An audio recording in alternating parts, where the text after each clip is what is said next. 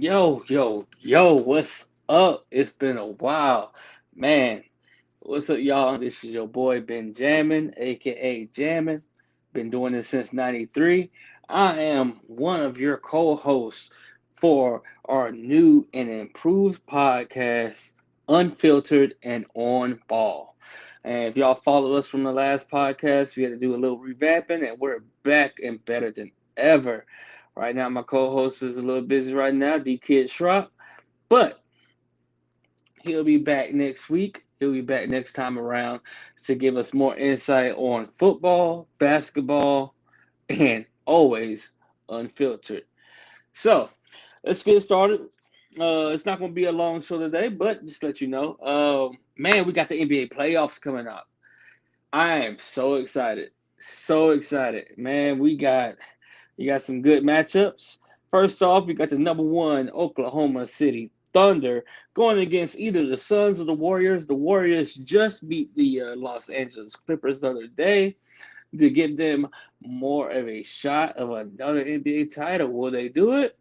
I don't know. They got Steph Curry. He cooking, so you never know what's going to be like with them. Uh, Next game will be the Los Angeles Lakers against the Houston Rockets. That be number 4 and 5 seed. This is going to be a very interesting game. I'm going to stop and talk about this for a second because at 41 years old, LeBron James is leading the Los Angeles Lakers in this first round playoff match with no Luka Doncic, who is looking at a MVP candidacy, and no Austin Reeves. Man, so you telling me he went from first option to second option, and he's like, okay, Austin Reeves coming up. Then he was a third option, and they were flourishing. And now he's going to have to pick up the slack in season 23, age 41, as the number one option against a very, very good Houston Rockets team that is led by none other than Slim Reaper, Kevin Durant. You know who that is. He's Kevin effing Durant. Oh, it's gonna be a matchup. It's gonna be a good one. They also got Sangoon. They got some great pieces over there. They really do. I do not see the Lakers making it out on here, but you never know when you have a LeBron James on the other side of that ball. Um, you still got Marcus Smart, great defensive player. Um, then obviously you have DeAndre Ayton. It depends on which DeAndre Ayton we're gonna see. Sometimes he'll play amazing, like the first overall pick that he is, and there's sometimes where he's just a shell of himself, a ghost. Man, I'm excited to see how they're gonna fare and how they're gonna match up with how many minutes is Bronny James gonna play since they're a little short on point guards right now. Uh, and they say he's gonna get some minutes. It's gonna be all hands on deck, man. I'm very excited to see how it's gonna match up with this. I'm actually rooting for the Lakers. I hope they win. I'm a huge LeBron James fan. Um, and who doesn't love a good LeBron James Kevin Durant matchup? I think this is like 10 matchups between the two. And but let's stop for a second. Let's stop. Let's think about it. There's a question. If LeBron James led Lakers team beats this Kevin Durant led Rockets team, you, there's no saying that he's not the GOAT. Because name how many 41-year-olds in year 23, season 23, to lead their team against a slobber knocker heavy team like the Rockets. Or what if they go to the Western Conference Finals? If they make it by then, hopefully, maybe, most likely they'll have their players back, bearing more further injury. But if you're a LeBron fan, or if you're, I mean, not even a LeBron fan, if you're a fan of basketball, you're loving this. Especially, LeBron James is on the last year or two of his NBA career. Also with Kevin Durant, he's 37 years old. He's looking at the end too. He's got a few years left, if that. I mean, this is definitely gonna be a matchup to watch, and I want to see if they play either Austin Reeves or Luka Doncic, who are out. They say it's very unlikely they play the first round, but we'll see. Let's see if they even make it out of the first round to hopefully get those two players back. Uh, Now, next up, we have the number 3 Nuggets, the Denver Nuggets against the number 6 Minnesota Timberwolves. Honestly, the Timberwolves are 6, but I honestly, that is a team to look out for. That is definitely a team to look out for. Because the Nuggets have Nikola Jokic, but the Timberwolves got a nice little solid young team. And Anthony Edwards. Anthony Edwards is on his way. Like, he is. I'm not comparing him literally, but he's comparative to like a LeBron, not LeBron, a Michael Jordan or like a Dwayne Wade. Like, he has that it factor. Definitely look out for that matchup. Honestly, Jokic needs to step up. Not Jokic, his teammates. They need to win a championship. He's a 2 or 3-time MVP. And honestly, if we want to be honest, he should win MVP this year, but he's not. NBA likes to play a little favoritism every year nowadays.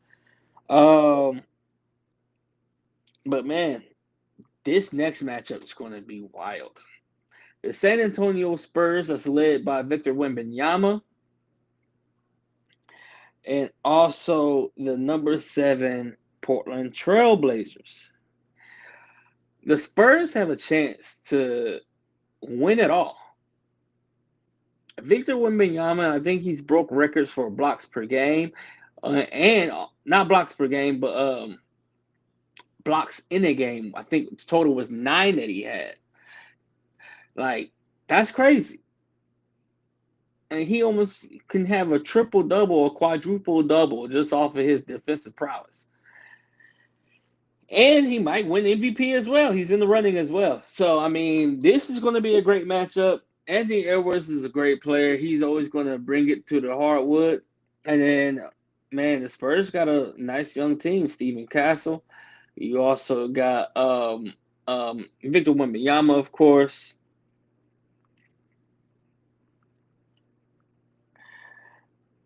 And also, man, Dylan Harper. And the number 1 guy I'm thinking about, I can't remember his name on top of my head.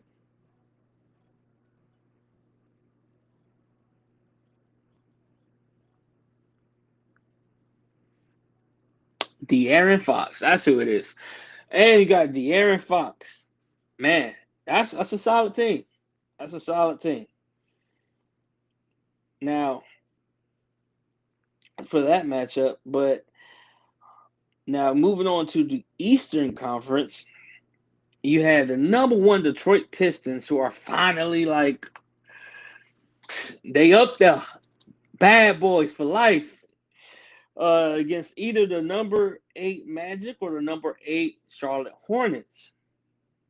Now, it's crazy. I think ESPN in the beginning of the season had Orlando Magic as the number 1 seeded team before the season started. Obviously, that is not the case. And I think they lost the other day. So, I don't see the Pistons losing to either one of these teams. So and Cade Cunningham, he's a dog, straight up dog, and he's in the line for MVP. It's crazy. We got some great basketball coming on. I love some basketball. Now, you got your number 4 Cleveland Cavaliers against the Toronto Raptors.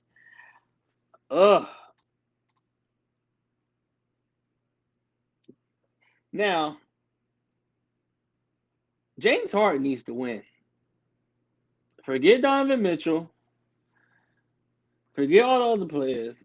James Harden been hipping and hopping to each team trying to get this elusive championship. And sometimes I think it's him. Like, he might be the next Carmelo Anthony. Superstar. Hall of Famer. Dog personified. No ring. No ring. I don't see it. I don't know. The only way I would see James Harden getting the ring in the near future, and he's what, 36, 37, is if LeBron James, who is on his last year of his contract,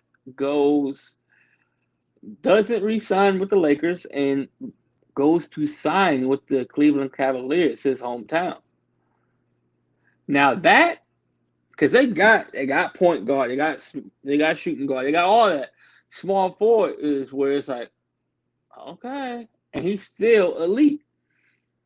Like, he's still pushing 25 points a game, 6 or 7 rebounds and assists. At 41 years old, that's the only way I would see that possible. Like, honestly, that's the only way I would see that possible. But we'll see. That'd be a good matchup as well, because the Raptors also have a nice young team with Scotty Barnes. So I'm looking forward to that. Now, this next one will be the New York Knicks, a.k.a. the New York Knickerbockers. I know the kids nowadays probably don't know their real name. Back in the day, they were called the Knickerbockers. They're going against the Atlanta Hawks. Honestly, I see the Knicks winning this all the way. Maybe going to game 6 or 7. No, not 7. Game 5 or 6. I think the Knicks got a really solid team to where they can actually make some noise. Do I think you see them win the championship? Probably not. But I think they're one of them teams that you got to really look out for. Like, honestly. Then next up, you got the number 2 Boston Celtics. That's led by Jaylen Brown. Yeah, I said him first. Shout out to Jaylen. And also Jason Tatum, who just came back from injury, has been playing like his old self. So who knows? And they were playing lights out basketball before he even came back. And now that he's back, man, they might make it all the way. Like, Righteous Team might make it all the way. Like, instead of having to be one of those teams where they gotta, do a trade real quick at the trade deadline, they already had all the players, and then they just added one with Jason Tatum, because obviously he was out for supposed to be the year, and he just came back and was like, "Nah, I'm good." Yes, sir. Okay. And they're going to be playing against number 7, Philadelphia 76ers. That's going to be led by injury-prone Joel Embiid, who is recovering from appendectomy. He got his appendix removed, and they say they don't know when he's going to come back, but I'm pretty sure he'll be back for the playoffs. Then I don't see him being a player like, oh, no, I'm not going to do it. It's a tough time this season to not go for that rock, not go for that chip. And honestly, I'm surprised he played as many games as he did this year, because from the reports that I was hearing earlier in the year, he looked like he was on his last leg of playing some elite basketball. Minutes-wise, of course. And he's still playing at an elite level. I mean, his minutes is only like maybe 20, 28, something like that. Maybe even less. And still putting up gaudy numbers. And also Tyrese Maxey. I think he just had 31 points the other day. This is a team that you might need to watch out. And Paul George just came back from suspension. And honestly, this is going to show.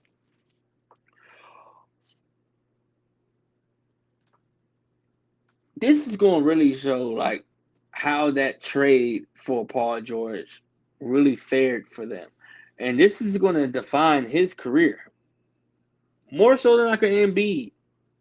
Like we know Embiid's problem, he's just injury prone. Paul George, he has his injuries, but also it's like they regard him so high. And at the time when he was with the Pacers, he was that guy before he had hurt his I think it was ankle or knee during the USA practice or whatever.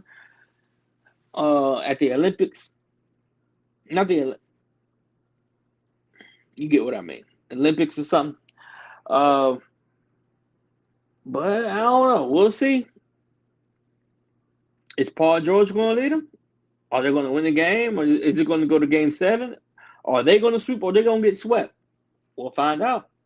But I do want to talk about some after season awards. So, the NBA has this rule now where you have to play a minimum of 65 games to be eligible for after season awards. These awards are like MVP, Offensive Player of the Year, all NBA, first team, all NBA, second team, all defensive, and all that. All those awards, you have to play at least 65 games. A lot of players are out. Like what's his name? Jokic. I think Jokic was disqualified because the games he hasn't played. Then he played less than 65. LeBron is not eligible. There's quite a few players not eligible. Now there is a thing that Luka Doncic and Cade Cunningham are eligible only after the NBA Players Association have come to an agreement to amend just a little bit for those two players since they're in consideration for MVP and they played 63 games and they had got serious injuries at the very end of the season. I think Cade Cunningham had a punctured lung or something like that, and Luka Doncic has a pretty substantial hamstring injury that kept him out. So they allowed him to be eligible. Now the real question is who's going to win MVP. I think right now it's up to three players since Jokic is out for the awards. It's between these three players: Luka Doncic, Cade Cunningham, and Victor Wembanyama. Now, if I had to pick, I'm either picking Luka Doncic or Victor Wembanyama. Luka Doncic had a monster month this past month. I think he was averaging 38, 39 points per game. I think he had multiple 50 points in the game, 40 points in the game. Like, dude was playing his ass off. Like, straight up playing his ass off. And Victor Wembanyama, I mean, he's getting, 23, 24 points. Well, 10, 11, 12 rebounds. And he's averaging, 3.5 blocks per game? That's crazy. But then again, it's not as crazy when you see that he's a 7'4" freaking alien. Right, you better block something. But man, just like Victor Wembanyama said in his press conference, he's like, "Yo, people don't think about defense. Like, you do realize the game of basketball is 50% offense, 50% defense. You got to put that to an account." And Draymond Green had heard this. He's like, "Oh wow, yeah, yeah. Like, I love that, but I hate it at the same time." That's a quotation. He said that. He was like, "I love it because, yeah, like, you gotta show us some grace. Like, you want to give all these offensive players MVPs and all that, but yo, like, we play ball too. Like, we play defense. We affect the game too." And then he was like, "Nah." He's like, "Man, I kind of hate it because I hate that it has to be said because it is 50-50. Like, somebody's on the other side of that court, other side of that ball, making sure you don't score." And I think the best one, if not this season, but dare I say ever, yes, ever, and he's only a 3-year veteran, is Victor Wembanyama. I think he will go down by the end of his career as the best defensive player to ever stand foot on an NBA basketball court or any court at that matter. Because this guy can sit there, he can post you up, he can play some defense, he can play off ball, block shot, steal ball, shoot the rock from the clip, shoot the rock from the elbow, shoot the rock from the arc. Like, dude, dude, dude, one time shot that ball with 1 foot off the ground. Said, easy, just made that bitch. I was like, yeah, but Wembanyama he's gonna go down as the greatest. You can quote me on that. He's gonna go down as the greatest outside of LeBron James. That's just because he's 7'4". Tall players like that don't usually last 23 years or even close to it. But I hope he does. But he's going to go down as one of the greatest players, if not the best, to ever play the game of basketball. Quote me now. So, I do want to move on to a little bit of football for a second. Oh, man. I'm not going to talk about the draft right now, even though the draft currently, as this is being recorded, is next week, next Thursday.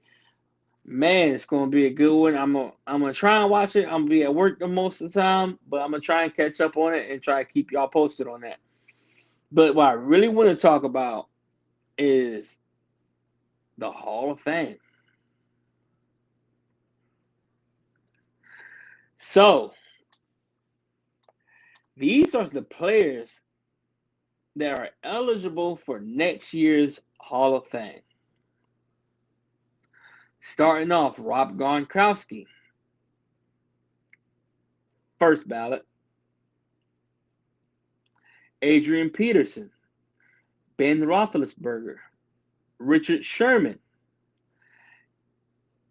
Andrew Whitworth, Alex Mack, Antonio Brown, and Cam Newton. Let me just show off a little bit of stats right here. Adrian Peterson is fifth all-time in rushing yards. He was the 2012 MVP, and he is a part of the 2010's All-Decade team. And watching him play football was sensational. Like, I loved watching him play. Like, dude will stand all the way back, further than most running backs, and be like, and he would just slow roll it. And as soon as you get that ball, long strides, and you just couldn't catch him. And if you did, stiff arm, truck. Like, he was fast as hell, but he was strong as a freaking ox too. I mean, boy. Honestly, personally, he is my first ballot Hall of Famer as well. Like, along with Rob Gronkowski, I think Adrian Peterson is first round, first ballot. Because one, AP, Adrian Peterson, if it wasn't for injuries and it wasn't for his career being cut short, well, I can't say cut short. He played to his late 30s, but he still wanted to play. He still had shit in the tank. The NFL retired him. Like, he could have played a couple more years. He would have been, dare I say, top 2, top 3. And I think Frank Gore is 3 too. Yeah. Adrian Peterson was that man. He was a man amongst boys. Like, he was one. There's no other than him. But he's had a little bit of controversy throughout his life, throughout his career, that may not make him first ballot. So I'm looking forward to seeing him in there. He deserves to be in there. Don't do him like y'all did Terrell Owens. Next up, man, I want to talk about some Big Ben Roethlisberger. He's a 2-time Super Bowl winner, along with a 6-time Pro Bowler, and he's top 10 in passing yards and touchdowns. Statistically, you got to put him first ballot. Statistically. However, he's also had his controversies. And then a lot of his former teammates are coming out saying, like, hey, like, there's a lot of stuff going on. We just ain't said it publicly, but there's a lot going on. And you talking about everybody else when you should be the last person talking. I think it was Joey Porter that said something like that. Like, you should be the last person talking about that on Steeler business.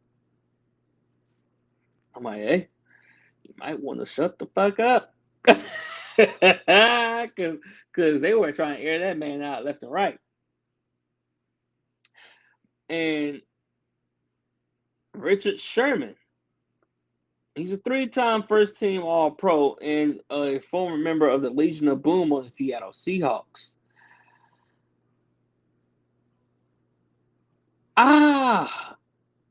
Richard Sherman was elite.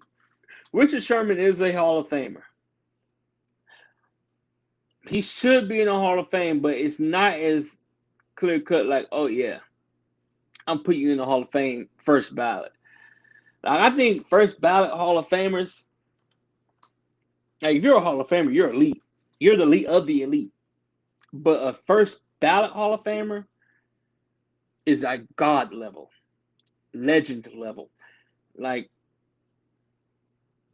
you were always better than the competition. First ballot, I mean, everybody was like, oh yeah, ain't no way he not getting it. Shout out Bill Belichick.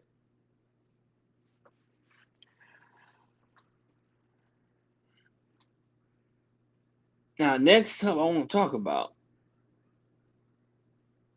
very controversial, because I don't know. The way I'm thinking is Cameron Newton. He's a one-time MVP, one-time Rookie of the Year, 3-time Pro Bowler, a one-time All-Pro, and has the all-time record for rushing touchdowns as a quarterback at 75 touchdowns. He was in a league of his own. I think he was one of the first ones that came out and be successful as a mobile quarterback after Michael Vick. Personally, I don't think he's a Hall of Famer. And I know that, I mean, it sounds crazy. I don't think Cam Newton is a Hall of Famer. If he is a Hall of Famer, I would say he is definitely not first ballot. I would say he's going to wait a few years. I feel like it's going to take some time for people to actually like respect what he did during his time. I will give him credit. Like, he didn't really have much help. His number one target was Greg Olsen, which, great tight end. Awesome tight end, not knocking him. But when you have receivers that are literally, their position is to catch the ball. Tight ends, it's kind of like 60-40, 70-30. They block it and catch it. Wide receivers is like, no, they're there to catch the ball. He had a little bit of success with Kelvin Benjamin, and then their relationship soured. And he's never really had that consistent star of a receiver. Now, it's been some conversations coming about. Is if you would put Cam Newton on certain teams? Like, if you would put Cam Newton on, per se, the Steelers with DK Metcalf, how would his career fare? Or what if he played on the Bengals, replaced Joe Burrow, and we're talking about prime Cam Newton. I'm not talking about now. If he was on the Bengals and played with Jamar Chase and T. Higgins, I mean, I feel like his career would be a lot better. But I also don't think that Jamar Chase and T. Higgins career would be the same either. I think their stats would be significantly worse. Cam Newton wasn't a passer.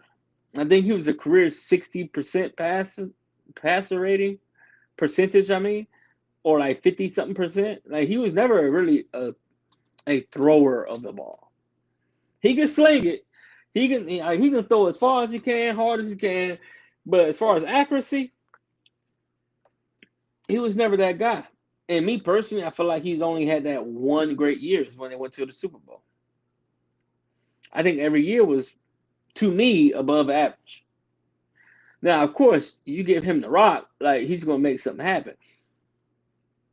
And I do say, like, if Cam Newton played in this era, like starting out, I think his career would be a lot better as well. Where instead of you just taking off, well, they had design plays. They had design plays for Cam Newton, but not in the way that they have it nowadays. Like they use Cam Newton as a damn fullback half the time, like a Mike Alstott type running back. Like you just give him the ball, run straight up that motherfucking hole. That's what they did with him, and he was successful with it. Not knocking it at all, but I think that's why he's not in the league anymore. I think that's also why he's had the injuries that he's had. He's had bad shoulders. Because obviously, like you send a 250 pound, 6'6" quarterback come rumbling down, you probably gonna put your biggest guys on him and knock him off his feet. Like, there's no longevity in that. And I think somebody who needs to take heed of that is Josh Allen. His play is very similar to Cam Newton's. His career, I mean, he can pass the ball a little better, but his career is pretty. He runs the same way as he does. Lower that shoulder, stiff arm, big bruising quarterback. Me, I wouldn't put him in the Hall of Fame right now, but we'll see what they'll do in a few months. But man, it's been good, man. It's been good. I'm glad to be back here talking to y'all. Uh, I'm ready for this NBA playoffs. I'm ready for the NFL draft. I'm ready for the NFL season. I'm ready for good old sports to come back. Man. And maybe next time you'll catch my homeboy Strop on here talking his talk and always unfiltered. But man, that's all I got for today. Just wanted to chop it up with you and give him my thoughts on some things. See what y'all think. Man, who's the NBA MVP? Who's going to be all defensive? Who's going to be defensive player of the year? Who's going to be offensive player of the year? Who's going to be coach of the year? And who's going to be in the Hall of Fame in the NFL? Ooh, we'll see. We'll see. And will the Lakers pull it out, being depleted? And can the 41-year-old LeBron James bring them to the promised land and get them a chip, or even get them past the first round when he's the first option? Honestly, the only option. Is Bronny James going to step up in the playoffs as well? And who will be in the NBA Finals? Who's going to be on the West? Who's going to be on the East? Man, y'all let me know. Always like, comment, and subscribe. Please share all that. Man, love y'all. This has been Jammin, and you have been listening to Unfiltered and On-Ball. And I'll catch y'all next time. Peace.